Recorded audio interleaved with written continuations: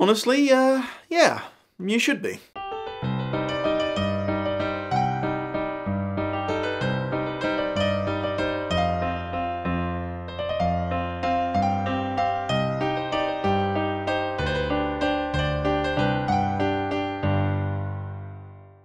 This video is sponsored by Audible. Use my link audible.com/thedom or text THEDOM to 500 to get a free book, 2 free Audible originals, and a 30-day free trial. Hello my beautiful watchers and welcome back to Lost in Adaptation, the internet review show about comparing film adaptations to their source material to try to figure out if they did it justice. This episode's subject is Wanted, a 2003 comic miniseries written by Mark Millar with art by J.G. Jones that was adapted into a 2008 movie directed by a guy with a very Russian name that I'm just going to pretend to say so I don't garble it. Timur Bekmambetov. And starring, amongst others, James McAvoy, Angelina Jolie, and Morgan Freeman. Right, no point beating around the bush I suppose. While there are some basic plot elements borrowed from the graphic novel, and some individual scenes near the start that bear a passing resemblance to things that happened on the pages, this film is all kinds of in-name only. In case you're relatively new to my show, that means the book and the film don't have enough in common to justify following my usual segregated episode format, so instead I'm going to individually synopsize and review both, and for the most part let their differences speak for themselves. As the movie does appear to have been more watched than the comic was read, I think I'll start with that and save the relatively lesser known version of the story for the end, you know, for dramatic effect. It should probably go without saying, but just for the heck of it, this review will contain spoilers for both the comic and the film. Okay, let's do this.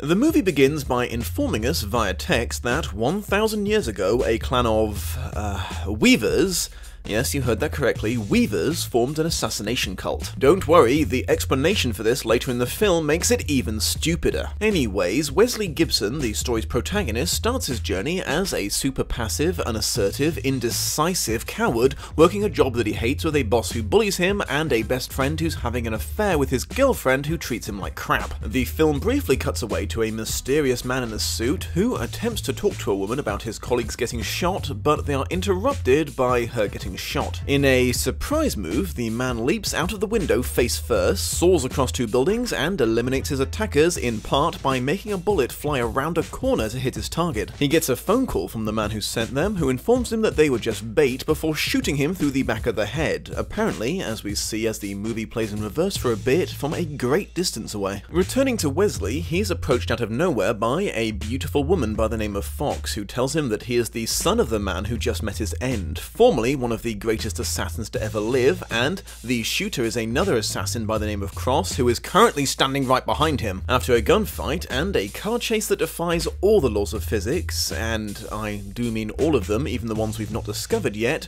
Wesley is brought to meet the leader of the Weaver Assassins, now an organization known as the Fraternity, a gentleman by the name of Sloan. Sloan informs Wesley that he has inherited a genetic power from his late father that allows his heart to beat so fast and pump his body with so much adrenaline he can achieve superhuman feats like leaping between buildings, making bullets change direction in midair, and seeing things in dramatic slow motion. Sloan offers Wesley a job as his father's replacement, and to prove he has the potential, he forces Wesley to shoot the wings off some flies using the threat of death to spike his adrenaline. Wesley is at first not keen to get involved until he discovers that he has inherited all of his father's considerable hitman prize money. $3.6 million inspires him to show a little more confidence, so he tells his boss to go and fuck herself and teaches Star-Lord a lesson about not bonking a friend's significant other. Accepting Sloan's job offer, he begins his training, which involves having the crap beaten out of him in various ways to toughen him up. The Fraternity can apparently get away with treating its initiates a tad rough because they have access to baths of a seemingly magic wax-like liquid that increases people's healing rate. It takes a while, but eventually he improves enough to be given his first assassination mission and is informed how their targets are chosen. There's no way to make this sound not really stupid, so I'm just going to blurt it out as quickly and succinctly as possible. Apparently, a millennium ago, some dudes in Eastern Arabia were weaving some cloth and discovered that if they took imperfections in the overlapping threads to represent ones and zeros, then the loom they were using was giving them people's names in binary code. And that, my beautiful watchers, is all the film gives us in regards to this subject. Sloan goes on to claim that fate itself is giving them them these names via the loom to keep the world in balance, and the fraternity has been following an unbreakable code to murder every person chosen by it for the past 1,000 years. Wesley is understandably a bit hesitant to shoot someone because loom, but Fox tells him a story about how her father was brutally murdered by someone whose name had been weaved out the week before but wasn't assassinated by the fraternity, convincing him to take the shot. Wesley goes back to his old apartment to pick up a special gun that he left there, taking the opportunity to inflict more harm on Parks and Recs and make out with Fox in front of his ex. On the way out, he's attacked by Cross and accidentally kills a frat boy friend of his in the resulting firefight. He takes a bullet in the arm and, determined to finish off Cross for all that he's done, traces it to its manufacturer, a man called Pekwalski, who currently works in the monastery the fraternity was born in Eastern Arabia. Sloane gives him the go-ahead to track Cross down, but secretly tells Fox that the loom gave him Wesley's name and instructs her to kill him after he completes his mission. Wesley and Fox force Pekwalski to give up Cross's location, and they have a dramatic battle on a train that gets every single bystander around them killed. Cross unexpectedly saves Wesley's life, but Wesley shoots him anyway. In his dying breath, Cross pulls a Darth Vader on Wesley and reveals that he is his father, not the bloke who died at the beginning of the film. Fox admits that this is true, and Wesley was recruited into the fraternity because he was the only one that Cross wouldn't kill, even in self-defense. She then tries to execute Wesley, but he escapes. Dramatically. He wakes up to discover that the elderly Pekwalski somehow saved him from a river at the bottom of a deep ravine and transported him back to America, all while he was unconscious. Okay, less unbelievable than the loom stuff, but still a bit silly when you think about it. He explains to Wesley that his father Cross wasn't a naughty boy, he was in fact sticking to the fraternity's code very devoutly. He had discovered that Sloane had been lying about the names being dished out by the loom and was having people assassinated for personal profit, ignoring his textile boss when it spat out his own name as a result. Wesley is encouraged to flee America and go into hiding, as Cross never wanted him to be a part of the fraternity or the assassin lifestyle, but Wesley decides to go on the attack instead, using an army of exploding rats to throw the fraternity off balance and shoot everyone. The top assassins get the drop on him, but he has time to inform them that they're no longer obeying the fraternity's code and are killing for money. Sloane tries to get everyone back on his side by revealing that the names of everyone in the room had been loomed at some point or another, so if they wanted to obey the code, they would have to kill themselves. Most of them aren't keen on this idea, but Fox, being a fanatical believer in the code because of what happened to her father, does exactly that, shooting a bullet that curves around the entire room, killing everyone, including herself. Only Sloane escapes, but falls for a trap that Wesley sets for him shortly later, ending the fraternity. Okay, so, the whole fraternity, and the loom of fate in particular. Excuse me, Mr. Morgan Freeman, I just have a few questions, if you'll indulge me. Why were the ancient Weaver clan looking for codes in their newly made cloth in the first place? Were all loom operators in the year 10,000 fluent in mathematical binary code, or was that an elective at Weaver School? Did the loom print out an instruction manual at some point? If not, how exactly did the Weavers decide that the names it was spitting out were targets that had to die to maintain cosmic balance? Because I kind of feel that's not the kind of thing you can discover by trial and error. At what point did the Weavers develop superpowers, and how? Because the magic loom seems completely unconnected to the adrenaline-based super speed and agility that the fraternity members possess. Same thing in regards to the healing wax. Did the loom tell you how to make that, or did a magic coffee maker tip you off about it at some point? I notice you're writing down names in English. Does that mean the loom of fate has been updating the alphabet it uses depending on what country it's in for 1,000 years? Did it do that on its own, or did you have to download a plugin? If the fraternity was religiously obeying a code of only killing people the loom dictated until you started fucking with it for profit, where did it get all of its money from? Because I don't think the small-scale textile company you're using as a front could provide enough excess revenue to pay all of its employees $3.6 million. It's a bit worrying when lots of adrenaline equals the power to leap between buildings, curve bullets, and have an indestructible face is the least questionable thing in your movie. This isn't really relevant, but I super wish that Danny Elfman hadn't worked on 50 Shades of Grey, simply because of how many films, including this one, are now only 1 degree of separation away from it. The editing in this movie is bad, and obnoxious, and bad. What's weird is I'm actually a big fan of another movie by this director, a Russian film called Night Watch, that's edited in a very similar, super manic way, but that film is so off-the-walls insane in every conceivable aspect. The editing fits in perfectly, but with an American action film like Wanted, it just grates on me really quickly. What was with all the flintlocks in this movie? I thought at first that maybe using a spherical bullet helped with the mid-air bending thing, but that was dropped almost immediately, so I guess they're just all gun hipsters. While I'm being unnecessarily incredulous about nonsensical firearms, the visuals of a bullet shedding sections of itself mid-flight is admittedly pretty cool, but I can't for the life of me figure out what purpose it was supposed to serve. The reason things like the space shuttle shed their rockets is because they've run out of fuel and are no longer needed, but from what I can see there's no additional propulsion being provided by the parts that are disconnecting, so the whole thing is travelling using the force of the gunpowder inside the casing just like any other bullet or shell, so I don't see why they need the extra bits in the first place. Yes, I know, physics in a movie that involves a magic loom. Damn your eyes, I'm still allowed to question things. Anyways, I guess we should have a look at the graphic novel with which this film shares a name. In just a few seconds, first I want to quickly discuss something. During the exhaustive research I did for this episode, and by that I mean I asked Linkara, the comic book reviewer I know, I was informed that Mark Millar is known to be something of a shock jock, and after having read Wanted, I can 100% agree with this assessment of his character. This comic positively oozes edgy from every single page. Every plot event and every line of dialogue was obviously written for the express purpose of disturbing the reader with its casual darkness. Because of this, I feel strongly inclined to provide a trigger warning before going any further. There are racist, homophobic, sexist, and ableist slurs on pretty much every page. There's also graphic physical violence, casual murder, mostly through gun crime, and multiple acts of sexual assault, or at least references to that happening off-page, and all of these things go entirely unpunished. If you are understandably not keen to hear about that, I fear we must part ways here with no hard feelings, because this shit is such an integral part of the comic, I cannot describe it without at least mentioning some of it in detail, I'm sorry. Okay, now let's talk about the graphic novel.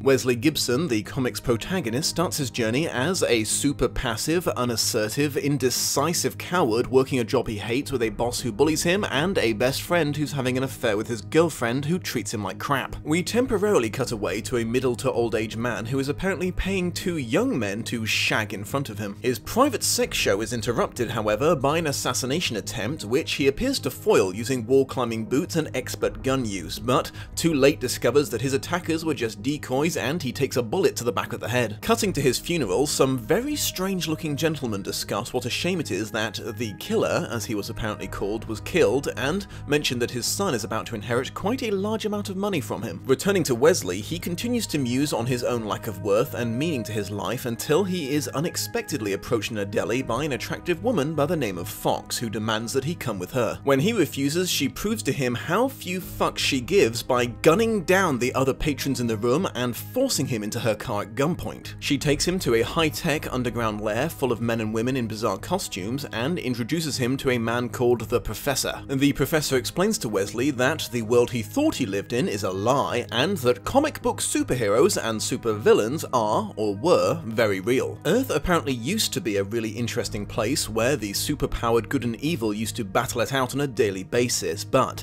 in 1986 all the supervillains, tired of being defeated and sent to jail over and over again, joined forces and murdered all the heroes. They then used a combination of science and magic to change reality itself, reshaping their universe to appear to be a dark, gritty, grounded, realistic, boring place with no knowledge of superhumans' existence outside of comic books and movies. They then formed a secret organization called the Fraternity, divided up the world between their 5 most powerful members, and now live carefree, hedonistic lives doing whatever they wish, free of any consequences for their actions, as no matter what terrible crimes they commit, they simply change reality so no one ever notices. Apparently part of the reason they choose to stay in the shadows is the fact that there are multiple other versions of reality in the multiverse that are still swarming with superheroes, and if they make too much noise, they might end up popping over to restore balance in this one. Wesley is informed that his father was a high-ranking supervillain, and that his will stipulates that Wesley will inherit his $10 million fortune if, and only if,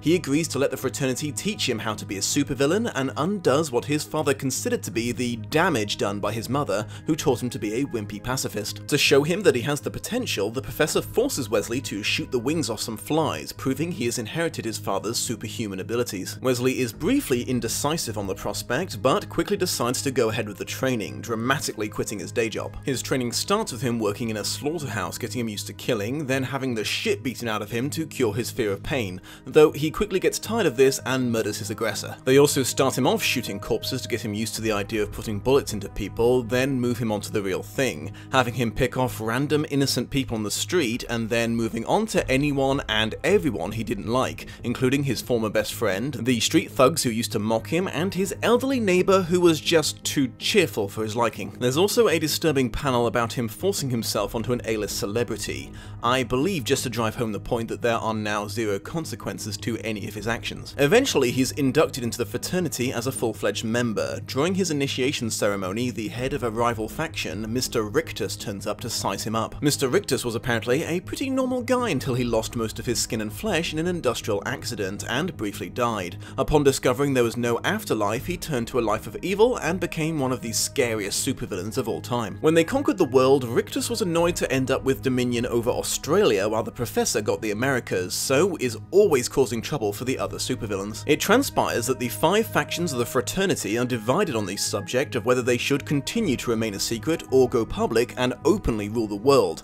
However, the Professor is constantly manipulating the swing voter into agreeing to stay secret and not attract the attention of every superhero-dominated reality in the multiverse. Sick of constantly losing the argument, Mr. Rictus initiates a hostile takeover, beginning with having one of his henchmen, a man entirely made out of human excrement, drown the Professor in his car. His forces and traitors within the Professor's ranks slaughter all of the American-based fraternity except for Fox and Wesley, who escape by the skin of their teeth. Most expect them to run, but they go on the offensive, picking off their attackers and then assaulting the secret compound directly. It turns out that Wesley is basically unbeatable now, so Mr. Rictus and all of his minions die really fast. In a final plot twist, it turns out that Wesley's dad faked his death. They go over, well, a lot of the same plot points about the supervillains taking over the Earth that was covered earlier, which I assume was less pointless when this was released in separate issues, and finally the Killer Senior tells Wesley that the last thing he has to do before he gets all his money is kill him, because he's getting too old to be a supervillain and can't live a normal life. Wesley is somewhat conflicted, but does so, and immediately gets over the emotional distress of killing his father, so he and Fox take the Professor's and Mr. Rictus's place as leaders of the fraternity. Even knowing that Miller throws himself into shock value so hard, I'd still have to say that this comic just comes off as hateful and angry. I don't know if I've just become sensitive in my old age, but I really wasn't digging it. For the record, just in case you don't think what I just described was that bad, trust me, I left out a lot of rape, torture, mutilation, and slur after slur after slur. Putting that aside as much as possible for the purpose of review, this comic is a reasonably interesting exploration of what completely amoral people would do in a situation devoid of consequences for them. It's the ultimate power trip. I mean, the members of the fraternity basically live as gods while still enjoying all the pleasures of man. The only thing the fraternity has to worry about is the other parts of the fraternity. It's impossible to forget just how horrible the leads are, even the relatively nicer ones. The Professor, despite taking on the role as the Dumbledore-like wise mentor, heavily implied that he was planning to engage in sexual activity with underage girls just before he was assassinated. It gets a little tiresome after a while, seeing this comic dance so close to the copyright infringement line so many times without ever quite stepping over it. I won't go into specifics because when I said who I thought was a knockoff of who in my Watchmen review, I had to deal with a lot of well actuallys, but there are a lot of DC and Marvel superhero stand-ins in this who are referred to by every name except the one that would get the writer in trouble. Some things in this comic really make you go, wait, what? Like, when a character casually mentions that the fraternity stopped the second coming of Jesus from making it to the newspapers a few years ago. Even in a world where supervillains are real, I feel like I would have questions about that. I hate to admit it, but as much as I found the over-reliance on shock and edge super tiresome, there were some really good moments in this comic. The part where Wesley desperately tries to bluff being a badass and think of a one-liner is just genuinely one of the most hilarious things I've ever read in a graphic novel. It's my new headcanon that this is what's going through the head of every hero and anti-hero. There's also this bit at the beginning of the climax where Mr. Rictus executes two former superheroes, and it's implied that Adam West was actually Batman, and a really dark, scary Batman at that, and having his mind erased and being forced to act as a goofy, tights-wearing entertainment version of himself was his mortal enemy's way of punishing him for fooling them for so long. I mean, I don't know, maybe someone has come up with a concept like this before Wanted, but it was my first experience with it, and it kind of blew my mind a little bit with how funny and clever it is. Final thoughts. As you can see, they stuck to the general setup of a super passive person transforming into a cold-hearted killer, the assassination of the not dad at the start, the shooting the wings off the flies, and some aspects of Wesley's training, but I for one find the idea of a secret society of comic book style supervillains way more interesting than a fucking magic loom, and all the cool stuff like the bullet curving just couldn't make up for that. I actually think it was worse when the film included things that were recognizably from the comic, a good example being one of the opening lines of the narration. It's about Wesley's best friend shagging his girlfriend on an IKEA table that he got for a good price. It's a funny, if somewhat Fight Club derivative line, however you can clearly see in the film that they're doing it on the kitchen countertop. No one gave enough of a shit to notice that the line doesn't make sense anymore if they're not doing it on the table. With in-name only adaptations, it is a tad redundant to discuss specific changes, but some stood out to me here because of the sheer irony of them. First and foremost, the fact that Wesley is told that Cross really wanted him to have a normal life out of the fraternity, considering his father moved heaven and earth to get him into it in the comic. This really doesn't reflect well on Cross when you think about it, as regardless of anything else that happens in the movie, it cannot be denied that Wesley is clearly much happier in the fraternity than out of it. It's a blink and you'll miss it moment, but Mr. Rictus is in the film. His name is spoken in reference to the bloodied corpse that they offload from a van, a fraternity assassin killed by Cross in his campaign to bring down Sloane's operation. The main antagonist of the comic, being a minor character killed off-screen, is not so much an Easter egg as it is a middle finger. It's really hard to say which version of Wanted I consider superior, and unfortunately that's because I feel equally negative about both, though for very different reasons. The comic is, I think, the clear winner in interesting concept and story, and is so intentionally lacking in consistent logic it defeats the desire to pick apart plot holes. However, while I will freely admit that I'm not very experienced in the ways of comic art, I can't help but think that it's not really anything special in the visual sense, while the movie, despite all of its other flaws, looks bloody amazing in places. So much so, it makes me really wish some aspects of it could have been in a better, more enjoyable movie. Oh wait, they totally are. Go watch that! More importantly though, the film does not resort to edgy shock value to try to keep its audience interested. Whether or not that matters to you is of course up to you, but it's important to me. So there you have it, a comic I can't recommend you read because of how mean-spirited it comes off, and a film I can't recommend you watch because it's just not very good. Though I suppose you could think about it this way, a bad film and bad adaptation is probably exactly what this comic deserves. Thank you for joining me, my beautiful watchers. If you're new here and have enjoyed the episode, please consider subscribing to see more content, and if all beautiful watchers, both new and existing, would be willing to comment, share, like, and all the other little things that stop a YouTube channel from being dragged into the pits of obscurity by the unforgiving algorithm that runs the website, I'd greatly appreciate it.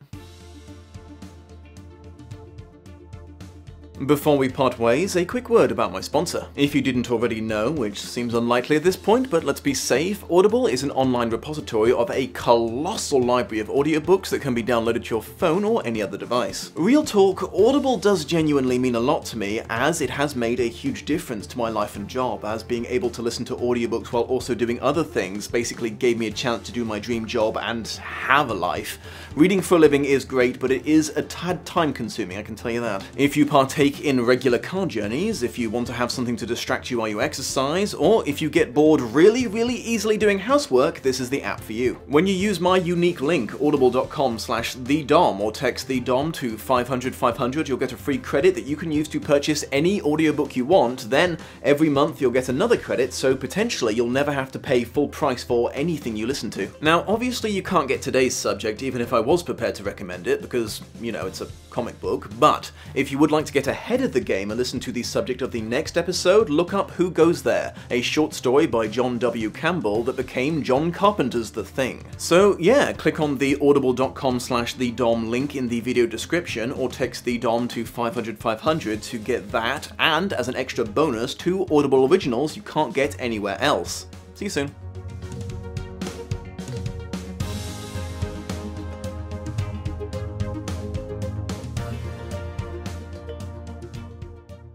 Hello again, my beautiful watchers. I just wanted to take this opportunity to give you a quick reminder that there's a wonderful website called Patreon that's been allowing online producers to actually make a living doing what they do, since apparently YouTube's decided that they shouldn't anymore. Basically, they offer the chance to pledge a certain amount of money per month or per video in exchange for various rewards offered by the creator. There's a variety of stuff you can earn by becoming one of my patrons, including early access to all videos and taking part in that survey you see at the start of every Lost in Adaptation episode. That's actually a very important part of the process, as I use it to gauge how much I'm going to need to explain about the book and the film before I start comparing them. If you decide to become a higher level contributor, your name will be added to the credits that you're seeing right now, and you'll be given the option to join my private chat room so you can regularly talk with me and other patrons. If you're keen enough to join the topmost tier of patronage, you'll earn the most coveted of all the rewards, the chance to pick a future adaptation to be reviewed by yours truly. However, if right now you are thinking, my goodness the Dom, I can't do that, for you see, I am of the Fremen and we use water as currency here on Arrakis. I mean, you can have some if you really want, but I'm not sure how much use you're going to get out of it. Fear not, it would still be a huge help to me if you were to give that like button the old clickaroo, share this episode on social media with perhaps a little recommendation to your friends to check it out, and subscribe if you've not already. It really helps my channel grow and reach new beautiful watchers. I hope you have a most pleasant day, and I will see you in the next episode.